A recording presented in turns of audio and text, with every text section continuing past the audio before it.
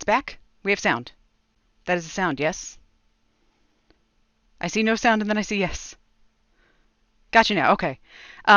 Okay. Well, I apologize for that. So, what I was just saying was that a few minutes ago, or actually about 20 minutes before my stream was supposed to start, Windows decided that it was going to completely install the new whatever it is that Windows Update was installing, and at the same time, my streaming software also decided to update. And I was watching the convergence of these two because I had walked away and I came back and there was just this, 12% completed.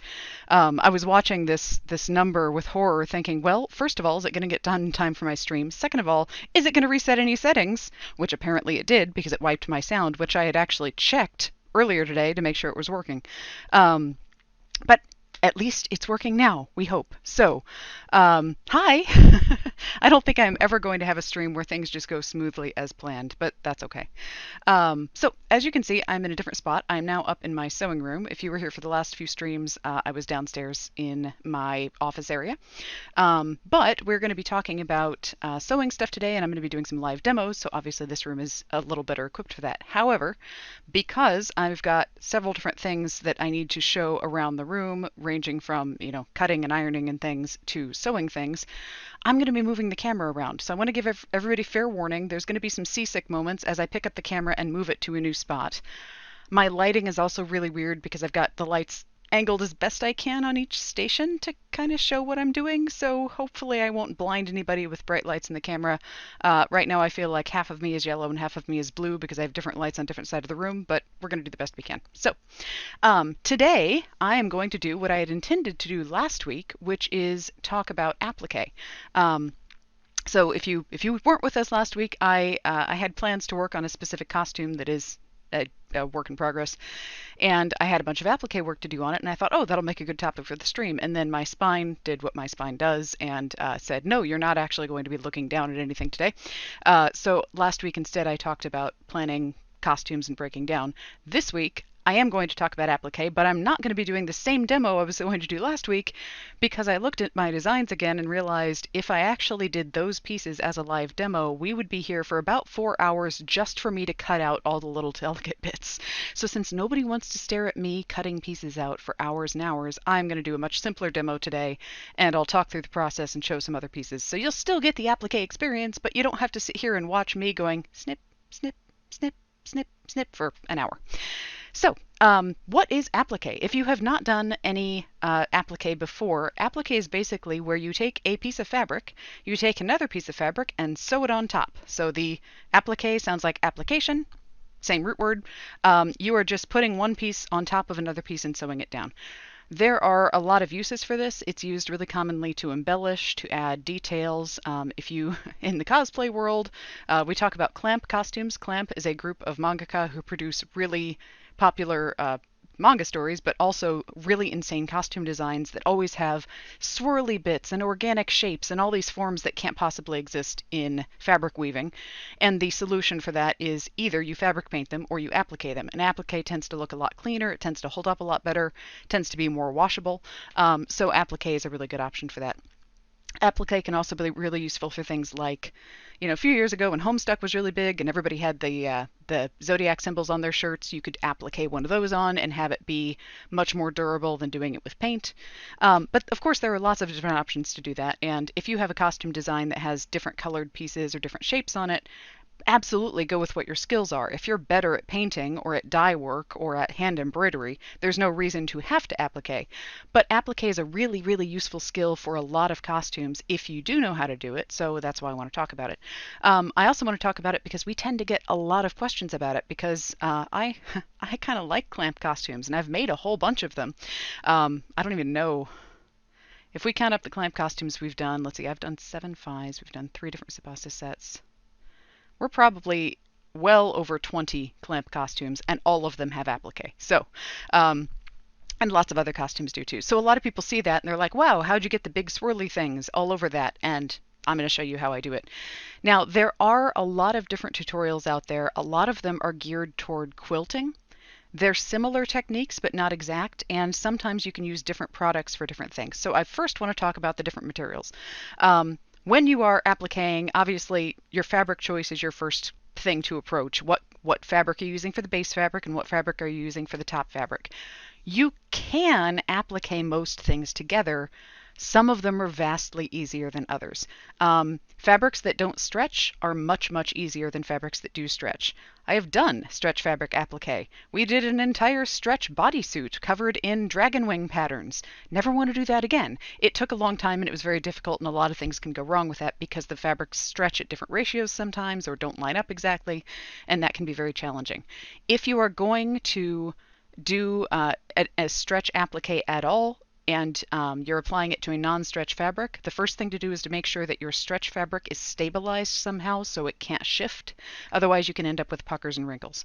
That can be something like pinning it really carefully to a backing fabric. That could also be something like ironing stabilizer or interfacing onto the back of it so that it's stuck to something and it can't stretch or shift around. The only reason you would use a stretch fabric and a non-stretch fabric typically is if you have a really unique color or a really unique texture of fabric and it's only available in stretch fabric. Otherwise, try very hard to have fabrics with the same kind of behavior where they're, similar weights or similar stretch ratios, or one's not super sheer and the other one's really heavy. That it'll just make it easier for everything to go together. If you're crazy, like I am, and you sometimes just put them together anyway, be very careful when you're sewing them. So once you've chosen your fabric, the next thing is how are you going to put those together? And what I typically use is a fusible interfacing type, or sorry, not interfacing, adhesive type material, a fusible web of some kind, thermal web. There are several brands of it. The one I like best is Heat and Bond. The one I like least is Wonder Under, this stuff. So let me talk about some of these. If you walk into a fabric store and you go into the notions aisle, or if you go to where the interfacing is, you will see bolts like this. You will also see individual packages like this. If you are doing cosplay applique that is going to be over a large garment, or it's going to be under a lot of strain, and you really, really want it to hold, and you do not want it coming apart, and you want it very durable, the best stuff you can get is Heat and Bond Ultra Hold. Looks like that. Ultra Hold is their highest grade adhesive. It's the strongest bond. It is washable. With this, it typically helps seal the edges a little bit. So if you skip a spot in your satin stitching, which I'll talk about in a few minutes, this is going to hold the best through repeated wearings, repeated washings, all of that. This stuff is also getting hard to find. My local fabric store no longer carries the large bolts of it. Like, I used to be able to buy an entire bolt of Ultra Hold. I can't anymore. They only have the light stuff. So you can get it in small packages, or you can sometimes find it online. But if you can't find Ultra Hold, the next best thing is one of the other varieties of Heat and Bond. This particular one is Heat and Bond Light. Is the camera going to focus? Yay! Heat and Bond Light, which obviously this one I can still buy in a bolt. This one was $2.99 a yard, so it's not terribly expensive. The Ultra Hold's a little more. It might be $3 or $4.99. The light is best for holding something temporarily. It's if you just slap something on there with the light and then run it through the washing machine, the edges are going to start peeling up. So I recommend using the heaviest duty adhesive that your machine can handle. Oh, I'm being rated. Hello, rating party. All the pirates are going to sweep in now, yay! So if you are doing something that you're immediately going to sew down, this will hold it in place long enough for you to sew it down. Otherwise, if you are just going to do light stitching or you're not going to sew it right away, I recommend the Ultra Hold. You can also find stuff like this. This is Wonder Under. When my store did not have Heat and Bond Ultra Hold, I let the salesperson talk me into Wonder Under, which is utterly useless for the purpose I wanted to use it for. So I do not like this one. It's let me just do a visual comparison here. So I don't know if this is going to show up in the camera or not. You can see the shine on this. This has got a lot of gloss to it. Let me get... you can see the light. This has got, it's sort of a plasticky texture. It's actually just a thermal adhesive. It melts, and it's kind of like hot glue for fabric. But it's a pretty consistent coating all the way across. This one is very patchy because it's more of a web texture than a straight heavy pattern. And that means that the adhesive is very inconsistent on this. So even when I would put this on in a solid sheet as it's intended to be used, the adhesive would have bubbles in it. It would peel a lot. It wasn't very strong. So... oh, I'm loving all of the little piratey emoji and things in the chat. Hi, Shy Red Fox. Thank you for coming over from Laura's stream. We're talking about applique for everybody who just came in the rating party. So Ultra hold is your best bet. Most durable, most washable, strongest hold. Heat and Bond light, better options if nothing else is available. Wonder Under, if you have nothing else, you can use it, but I recommend double layering it. Stitch Witchery technically is the same stuff, but I don't think I've ever seen it in large sheets. It tends to be little small strips, like for hems. So what I'm going to use today, I'm actually going to do this with doubled Wonder Under, simply because I want to get this stuff out of my house. I actually have 2 bolts of that I bought for a project before I realized it wasn't going to work for my project and had to replace it with other stuff. So I'm going to use a scrap of that, but I'm using it double layered. So I've just got the paper backing on one, and then I'm going to double this. Not what I recommend for starting out, but since I'm not doing my actual sewing project for the reasons I gave earlier, I'm just going to do the demo, and I don't actually care if I can run this through the washing machine, which is why I'm going to use this one. So you have your fabric chosen. You have your adhesive chosen. I'm assuming you have an applique design that you have in mind. Otherwise, you wouldn't be doing applique. For me, I cut out a little lightning bolt shape like this just because it has corners, and it'll be very easy for me to do a demo to show you how to do the corners on applique, which is a skill. But whatever design you want, just make sure you have either you can freehand it or you have a stencil to use, because you're going to need to draw it out on the back of your fabric. So we're about to have our first earthquake here as I move the camera. Before I show you how exactly I do this, I want to talk a little bit about the different... Actually, you know what? I'm going to put that off. We're just going to talk about how to do it first, and then I'll come back to show and tell. So let me move the camera. Please, nobody get seasick. Raiding parties aside. Okay, there's an ironing board here. Ironing board there. Okay. Are you in focus? Yes, you are in focus. Yay! Okay. Let me move Zelda's tabard out of here. Alrighty. So I have here some fabric. The first thing you want to do, besides plugging in your iron, which I should have done a minute ago so it could be getting hot, make sure that the fabric you're using for your applique has been ironed. If you have a piece of fabric that has a lot of wrinkles in it, it's going to be very difficult to get the adhesive smooth, and it's going to be very difficult to get it to smooth down flat with no bubbles. So I actually ironed this piece a little earlier. You can tell because the other end of this scrap of satin is still wrinkled.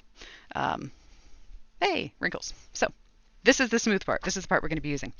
Now, we have, in this case, our piece of thermal adhesive. We have our stencil. Obviously, your thermal adhesive needs to be as big or bigger than your stencil. Hopefully the white shows against there. I will put them side by side so you can see them next to each other. Let me shift this over just slightly. There we go. Is that, nope, a little more. Sorry, I'm doing this on the fly. I don't actually have a camera person, which would make this a lot easier. There we go. That's the angle I need. And I apologize. Anything that's going on in the chat, I will get back to and check in a minute. My computer is now all the way across the room from me, so I cannot read it from here, but I will be back in a second to do that. So I've got my thermal web, I've got my stencil, I've got my fabric that I'm going to cut my shape out of, and I've got the fabric that I'm going to put my shape on.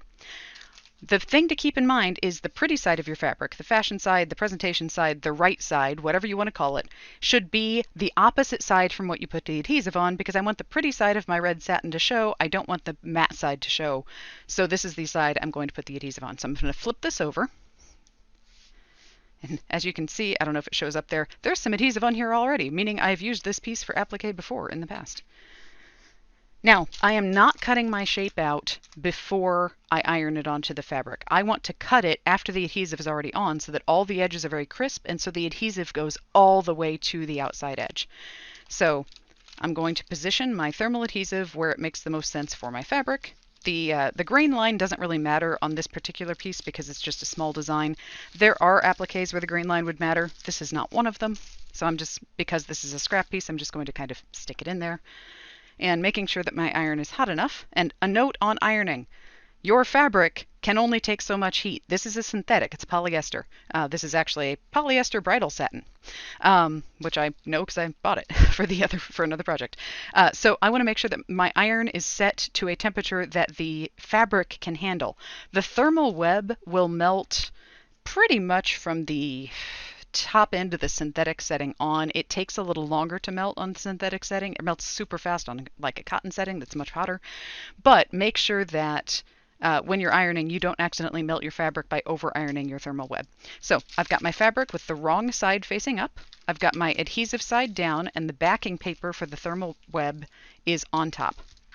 And I am now just going to mash my iron down in the middle of it and gradually work out to the edge. The reason I start in the middle and work out is because if there are any wrinkles or any air bubbles, I want to push them to the outside so I don't start from one side, shove it across, and then find out that it's made a wrinkle right through the middle of the fabric. And this stuff melts pretty fast.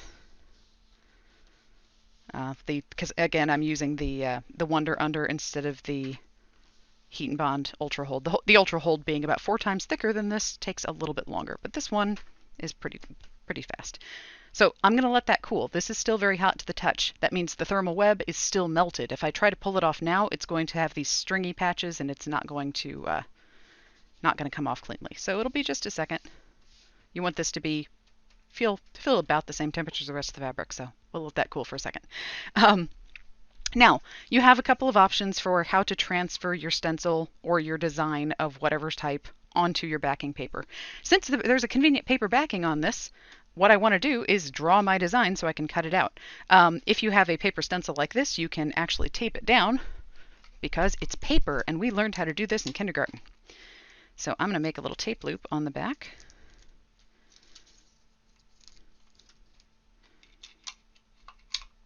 Just to hold this in place.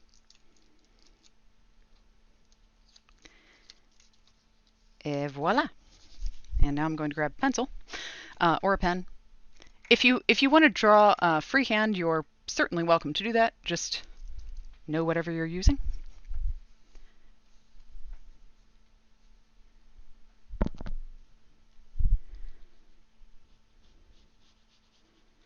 All right, I'm now tracing my stencil onto the backing paper. This is the kind of excitement that I know you were all waiting for. Watch somebody trace a stencil onto paper.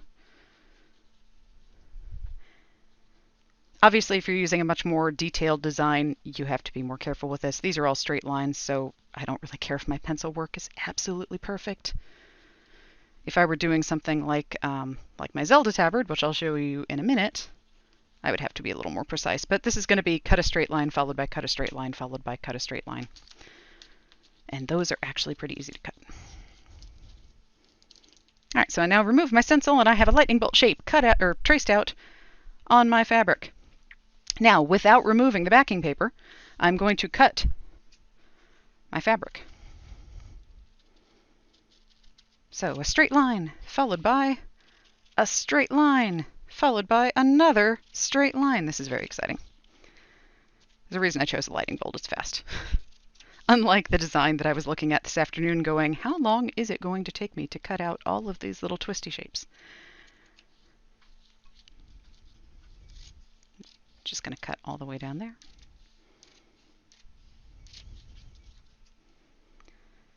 Next time I do one of these, I'm going to have to hire a remote commentator who can keep you all entertained while I'm cutting out shapes. Or can at least manage the chat, because I can see there's chat activity from across the room. I can see there are lines of text. I'll get to you in a minute. I'm sorry.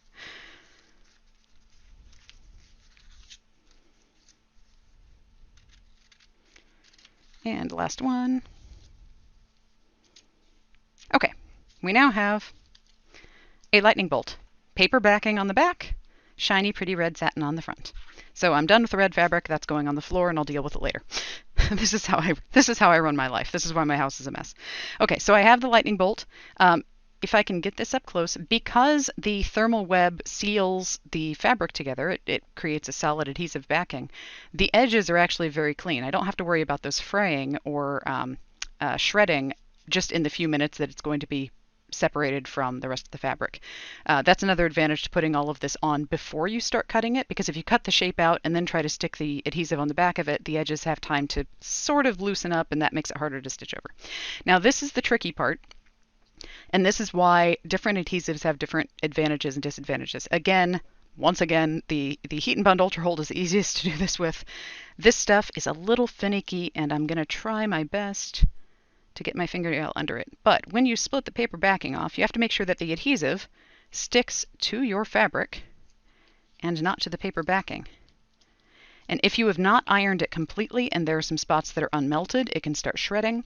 So you want to make sure that you iron it completely and make sure there aren't any unmelted patches. But this one looks like it came off okay. So here's the front shiny pretty side. Here's the backing, and you can see how it's got this sort of gray, slick looking adhesive on the back. The next thing is to iron the shape onto my base fabric. So I'm going to stick my lightning bolt pattern right down the middle. Once again, the iron should be set to a temperature, actually I'm going to turn that down just a little and cool it down, since this is also a synthetic and it's a different synthetic and I don't want to melt it. There. That should be better. I'm going to start in the middle, careful of the corners because I don't want to shove the corners and have them wrinkle. So I'm just going to use the tip of the iron and press down the middle to make sure that it sticks first, and then I'm going to work to the outside. With very delicate pieces like little swirls or petals on a flower or anything that sticks out, little spirals, you have to be kind of baby it a little bit when you're ironing to make sure that nothing folds under and that everything sticks down the way it's supposed to.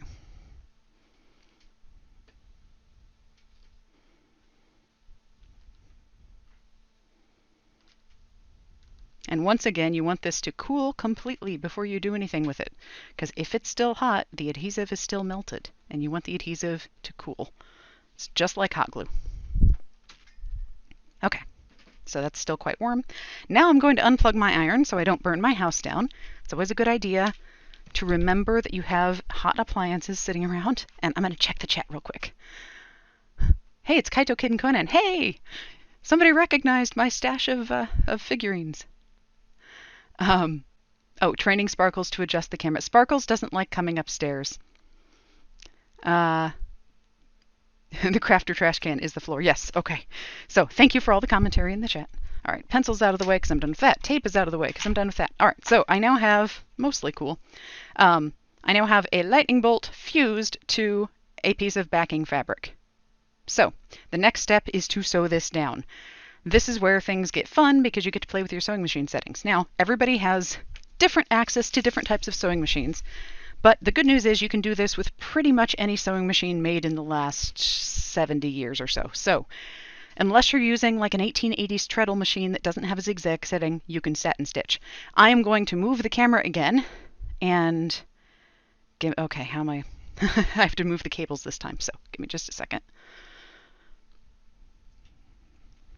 We're going on a walk. Okay, that's going to sit there while I move the computer because the cable is only so long. So sorry for the odd angles for a moment. But I can't disconnect the camera. What I really need is a sweet setup with like 5 different cameras at different angles and everything can focus in a different spot.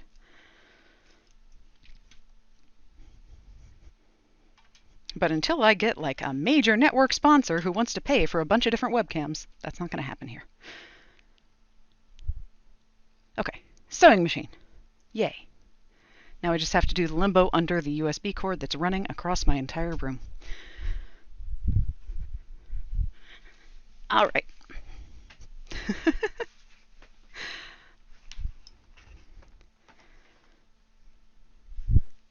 Hopefully that is visible.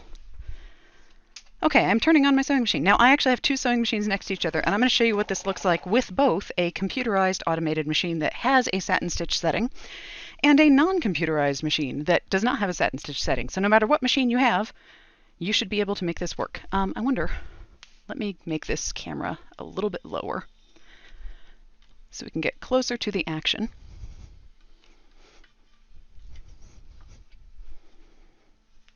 You know, I should have thought more about webcams when I was installing this sewing table. But I did not yet have a Twitch account when I installed this sewing table. There we go. Okay. So, a satin stitch is a super tight zigzag stitch that seals over the edge of the fabric. And you know what? Since I'm right next to Ashura, let me just do a quick spin here. Okay. I actually had to hang this over my door because it's 9 feet long and 7 feet wide, and there was literally no other way to hang it up so I could show you. So the white is the base fabric. This blue gradient fabric is the applique, and you can see there's a stitch line running along the edge that seals over the edge of the fabric so that it can unravel. In this case, the satin stitching around the edge is actually done with a variegated thread, so it changes color, and the fabric is also dyed to change color, so you can see it a little more clearly on this one since it shows up with contrast. I will show you that piece in more detail later, but I wanted to show you what the stitching looked like. So back to this one here. Now, some machines have a satin stitch setting, and mine is actually going to take a few minutes to, or a few seconds to flip through because it's setting 31 and I have to toggle through all of them individually. If you have a machine with a satin stitch setting, it's usually somewhat customizable, so you can change the width, you can change how close the thread is, the stitches are together. But what you're looking for is when it's done, when your stitching is all done in a row, you want it to look like one continuous shiny edge. You don't want it to look like individual zigzag stitches. So in this case, I'm going to turn this down to 0.4 is my stitch length, which is pretty much like buttonhole stitching. It's super, super tight. You want to line up your fabric so that the edge of your applique piece is right in the middle of where your zigzag stitch is going to go. So on your presser foot, on a normal presser foot, you have your little prongs that stick out, and then you have some markings in between them. Actually, let me just pop this off and show you. Okay, on a normal presser foot, or this is actually a Teflon foot, but are you going to focus? Please focus. Focus. Focus. There we go. Okay, you see the little red line right in the center of that presser foot, right here where the fabric goes there. That's where you want the edge of your applique piece to go. So that is where your zigzag stitch is going to fit over it. I love machines that you can just pop the presser feet on and off. There we go. And I'm going to slide my chair in here and hope that I don't bump the camera. This is a very awkward angle. Let me just, it'll be easier for me to move the machine in. All right, so I'm going to start at this upper corner and line up so that that fabric is right in the middle. And this particular machine has a thread fix function, so when I start sewing, it'll hold the thread in place with a few stitches in the same spot. If your machine does not have that, you may want to back stitch a couple of stitches and then stitch forward, just like you're doing any other kind of sewing. And it's a really good idea to go slow when you start. And I did check my settings earlier, so I know they will look like what I want them to look like when I'm done. But you can also do a test stitch on a test scrap of fabric to make sure they're going to look correct. All right, so my zigzagging seems to be going okay. Nope, maybe. Are you going to behave? There we go. Didn't want to get started. So this is very slow because it is putting down a lot of thread. There are a lot of stitches per inch in this case. And I really hope this sound is not drowning out my voice. All right, so we're approaching our first corner. This corner is going to go to the inside, well, to the left at least. So what I want to do when I get to a corner is put my needle down on the outside of the corner and then pivot the fabric with the presser foot up. If you just try to turn the fabric while you're sewing, it can sometimes create puckers as you try to twist the fabric. So let me turn this so you can see a little better. My needle is currently on the right of the zigzag, so I want to put the needle down through the fabric, and then the presser foot on this one automatically comes up. I'm going to rotate the fabric slightly, so I've made the corner, and then continue stitching from there.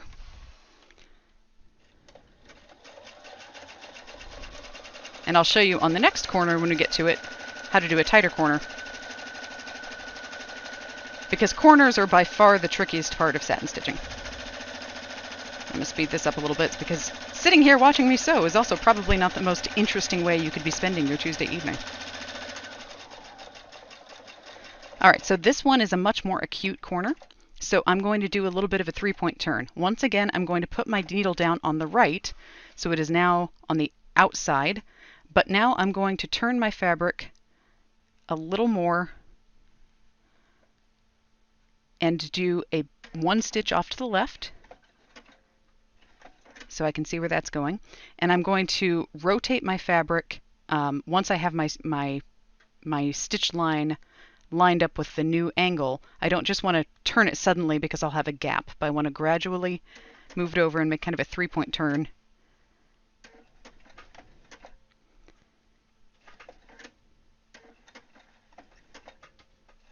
I know this is going to be a little hard to see, but we're getting there.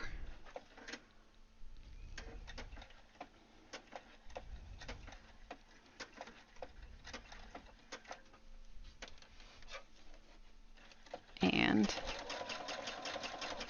okay, so now hopefully you can see the new angle is now lined up with the little line in the middle of the presser foot. I don't know if that's visible or not on the camera, but trust me, it is.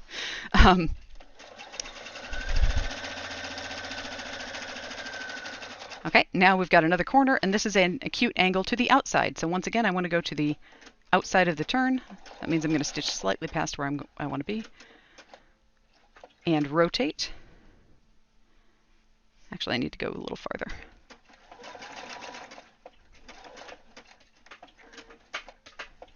Okay, and rotate to the new angle and go down.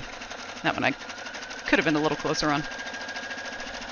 I'm doing this as a very awkward angle for me. I'm leaning in from the right of the machine, trying to keep my body from getting between the camera and the sewing machine. All right, so we're going to stop there. I'm going to fix that thread in place and then snip it. Okay, so what you can probably see now, hopefully. Yeah, where's our lighting? Our lighting is fairly terrible over here. Let me change that. Can I make this brighter? Slightly better, maybe? We'll try that. Where's the center of the camera? There's the center of the camera. Okay, so we now have a really smooth, flat stitch line that is completely sealing. Let me get that closer. Sealing the edge of the fabric so that there is no way that the threads on the actual edge of that fabric can unravel because they are encased inside a solid tube of thread. Now I did this one with matching thread that is the same color as the fabric I'm using. If you want to use contrast thread and make an edging, you can do that too. And if you look at the back, you can kind of see how tight that stitching is. There isn't really any gap visible between the threads. So this should be just a really, really tight, smooth surface. You're not going to see the individual stitches. So that's what it looks like with a machine that has a preset function for the satin stitching. If you do not have a computerized machine or a machine that has preset satin stitching, stay tuned because I have my manual Juki right here, and I will show you how it works with a non-computerized machine. So this machine was the very first sewing machine I ever bought myself, and it's a great little machine. For people who always ask, oh, I want to sew, but I don't want to spend a lot of money. What do I get started? What kind of machine do I buy? I recommend buying an entry-level Juki because the entry-level Jukis are significantly better quality than the entry-level Whites or Brothers or Singers. Those machines have good higher-level machines. I mean, those brands, those companies have good higher-level machines, but for being I think I paid $180 for this, which is not that expensive for a sewing machine.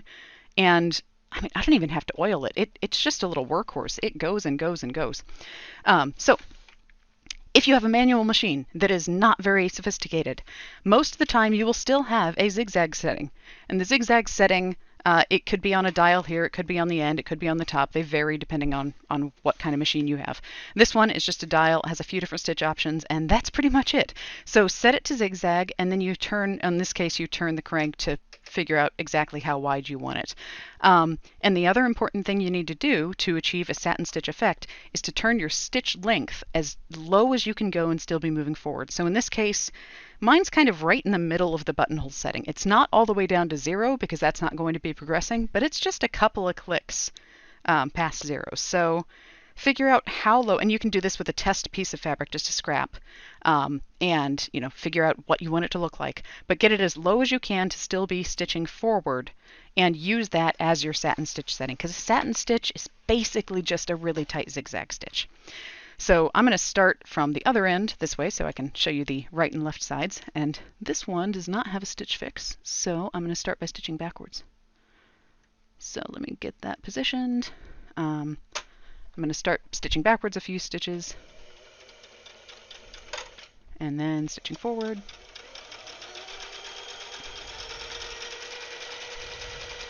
I've not used this machine in a while. It feels very different. I did sew with this one for years before I got the other one.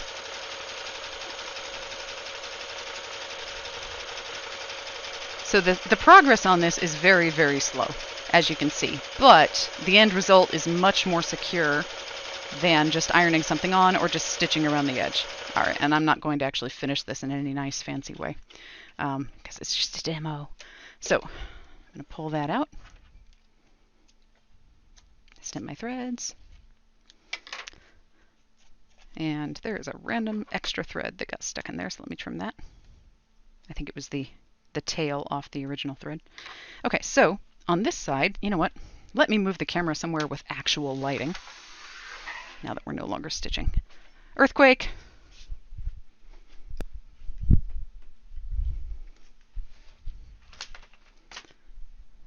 Okay, camera can go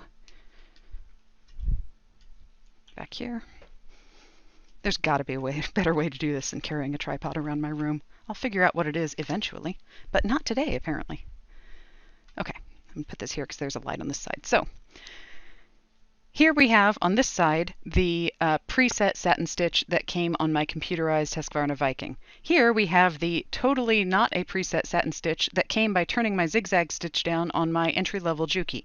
They don't really look significantly different. They both do the same job. So no matter what machine you're using, you can actually come up with a really nice satin stitch. The important thing is to make sure that your stitch timing on your machine is good. You know, it's not dropping any stitches or skipping, or, you know, your timing on your mechanism isn't off. And as long as your machine is in good shape and is well maintained, you should be able to come up with a very, very nice satin stitch, even if you don't have a machine that has a preset satin stitch setting. So anybody with a sewing machine can satin stitch. That's no excuse. Now everybody go practice. No.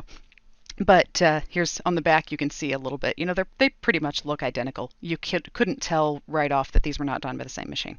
So that is how you do a basic applique. You just continue all the way around the entire shape as opposed to just doing individual lines of stitching, as I did for the demo.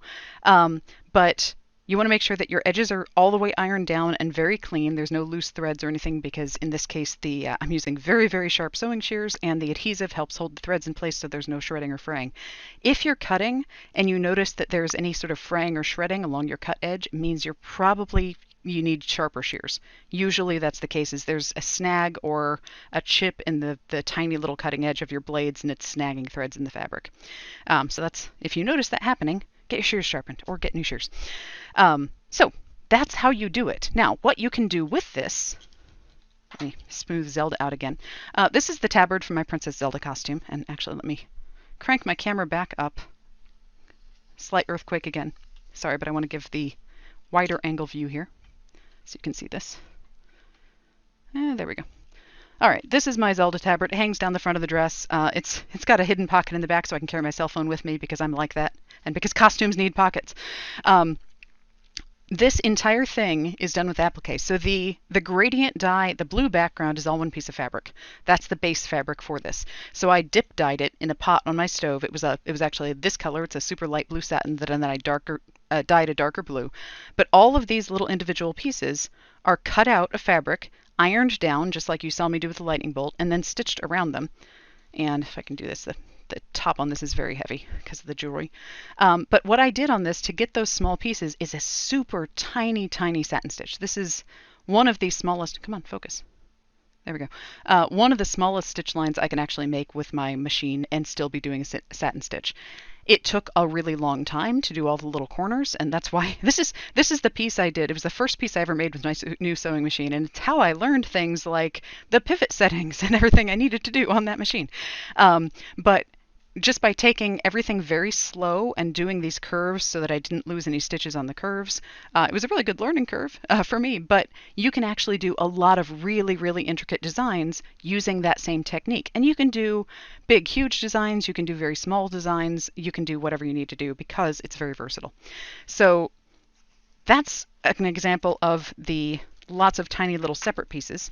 I also want to show you what to do with a big old giant piece. As soon as I get Zelda straightened out again. You know what? I'll have to sort you out later. These jewelry pieces do not like to lie down flat. Probably because I broke one and I just wired it together with copper wire on the fly at a convention, and for some reason, it doesn't go back together that way. All right, earthquake again. Sorry. Going for a walk, going for a walk. You get the super fast tour of the sewing room. Okay, this is Ashura. So I talked about clamp costumes. Whoa, that wasn't supposed to happen. Ashura is hung over my door right now because this cloak is 9 feet long and 7 feet wide, and there's no other way to show it. So it's huge. I was cleaning out some files on a hard drive the other day, and I found the competition binder notes that I had made for this costume. And this took 36 hours to make. It was, I'm trying to remember, it was a certain number of hours to pattern and dye, and then it was like 24, 26 hours of just satin stitching the applique. So this was a long-term project. We've got photos of us wrangling this giant piece of applique. Because of the way this fabric worked, because of the way the design worked, and because of the fact that it was mirrored, we knew that we couldn't just cut out a bunch of small pieces. So this entire thing, down to, except for this part, this curvy piece right here and these, the entire rest of it is all one piece of fabric. So we cut, I just drew out the design in the middle of a room. We moved a couch out of a living room, put down huge sheets of paper, taped them together, and I drew out the design. We mirrored it so it was identical on both sides. And then we cut it out of one piece of fabric after ironing on about half a bolt of heat and bond on the back of that satin. So this was a multiple person project, and it was also a team lift. It was okay, you grab that corner, I'm going to grab this corner. We're going to try to keep it from flipping and smoothing it out. And we used a massive like dining table to iron it on. But once it's ironed down, that's the beauty of using the heat and bond. It doesn't move. So we made sure to measure it all out. Everything was exactly symmetrical and where it needed to be. And then we stuck it down in place, and then we could move the cloak around to sew. And again, the photos of Laura sewing this thing are hilarious because you've got, what is that, 54 square feet of fabric that she's trying to bunch up in one arm so she can run it through the sewing machine. So all of that stayed in place while we satin stitch it, and that it also meant that we could take breaks and do it over multiple days, as opposed to having to have 4 people holding it in place so that nothing shifted while it went through the machine. Typically, traditionally before the invention of thermal web, everybody would just pin stuff in place and then try to sew it. If you use straight pins to try to hold this, you'd have puckers, you'd have, stretched out things wouldn't be in the right spot. So ironing it down is my favorite cheat. And it's now what I do for all applique all the time, no matter what, even if it's just something really simple. I always throw something on the back and iron it down. So let me catch up with the chat. What's going on in the chat?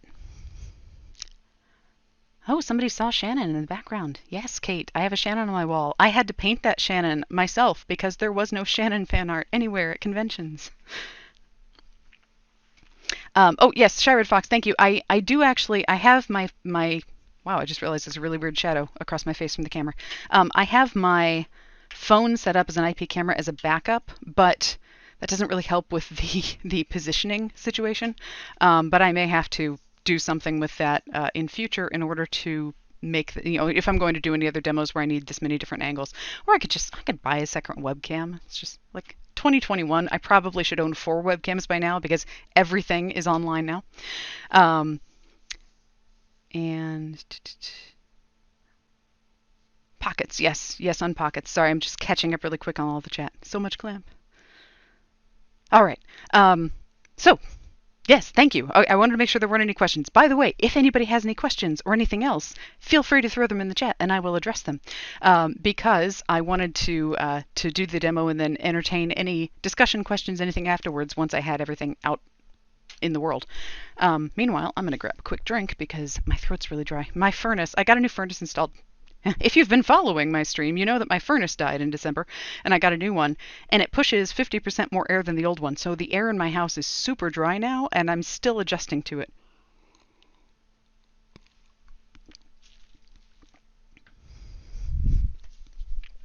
Okay. I am not seeing any questions in the chat, which is fine.